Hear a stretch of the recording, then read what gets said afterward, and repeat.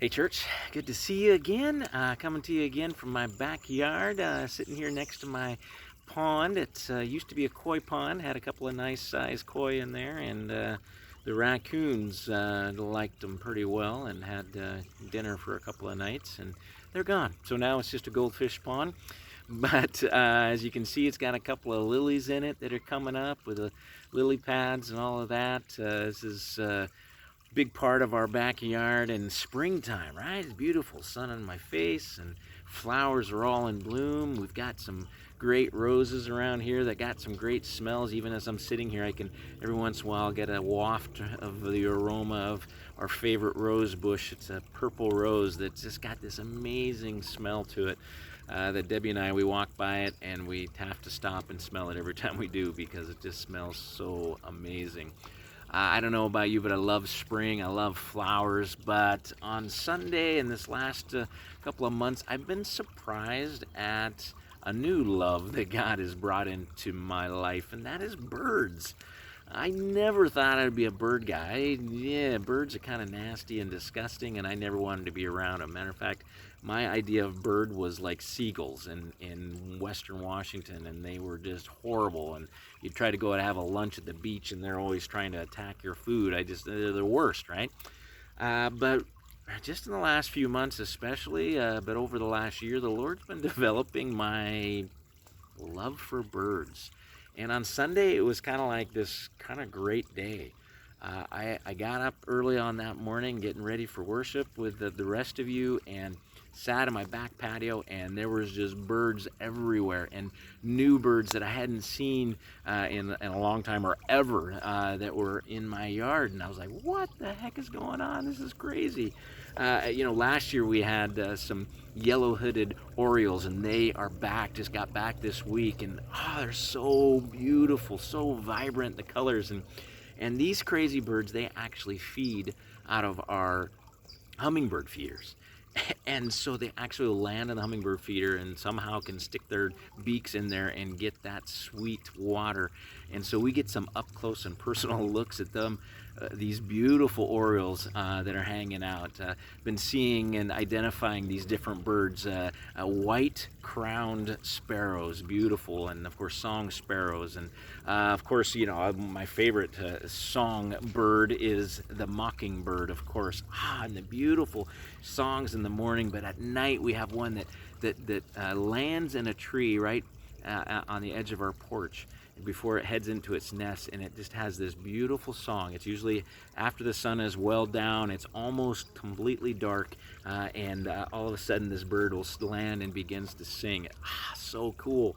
So I'm realizing like the amazing creativity again of God as I get to know these different birds and identify the different ones that are out there and how unique they are and what they look like and how they fly and the songs that they sing.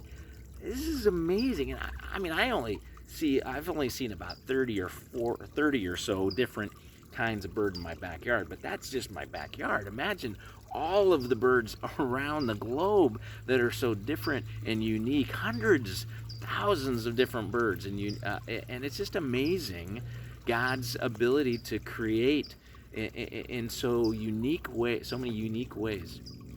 And so that just got me thinking, in this time of isolation, in this time of kind of being separated and things being very different right now, that we would remember that we have a creative God.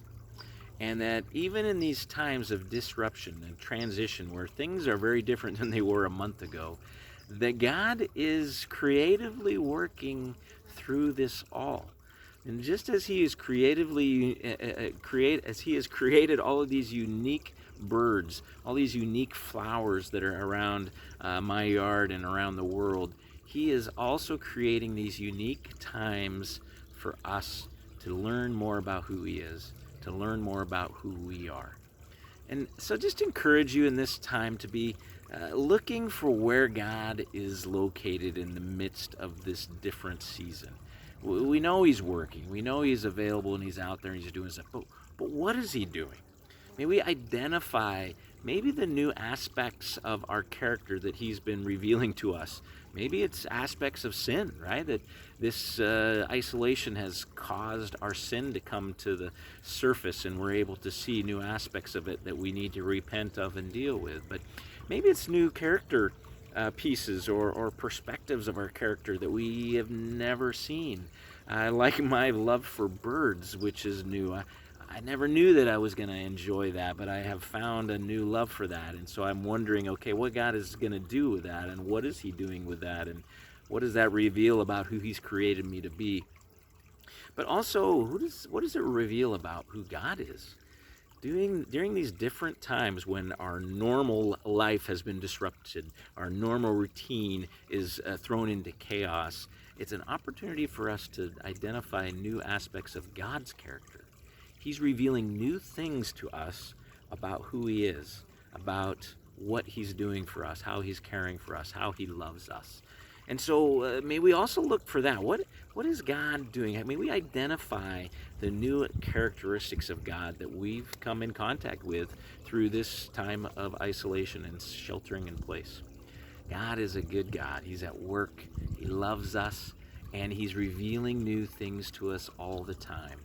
I'm reminded of Matthew chapter 6. Again, anxious. Don't be anxious, right? But to trust the Lord in all these things. And then he goes on to talk about how the birds of the air. They don't store up in barns, but God provides for them. He's providing for us, right? The birds of the air around here, they've got plenty of food. They're being cared for. What about us? He's also doing that for us. And so that we would be just reminded again that we can trust God in this time, and that He is at work, and that He's teaching us new things about who He is. He's developing new skills in us. He's developing new perspectives of who He is and who we are in Him. And so let's celebrate those things. And again, don't just identify Him for yourself. This is a time for us to share. This is a time that we need to make sure we're telling other people about what God's doing. And so use social media as an opportunity to share that. And if you do, share new perspectives of who God's created you to be, or new things you're seeing in your character, but also new things about who God is and His character, that you would share those. And if you post it on Facebook, make sure that you link our Facebook page, or the church Facebook page, so that we can be aware of those things and see those things. Shoot me an email if you don't have social media to tell me about some of the things that are going on. We need to celebrate these things. We need to know about what's going on. And what you've experienced, somebody else I'm sure has experienced as well. So encourage others by sharing boldly what you are learning and what God is doing in your life, and what you're learning about who God is in this time. Church, it's a good time to be a Christian. It's a good time to have someone that we can trust in the midst of all the chaos. To know that our life is secure in His hands. To know that no matter what happens in this world, our eternity is secure. That we know that we're going to spend all eternity with Him.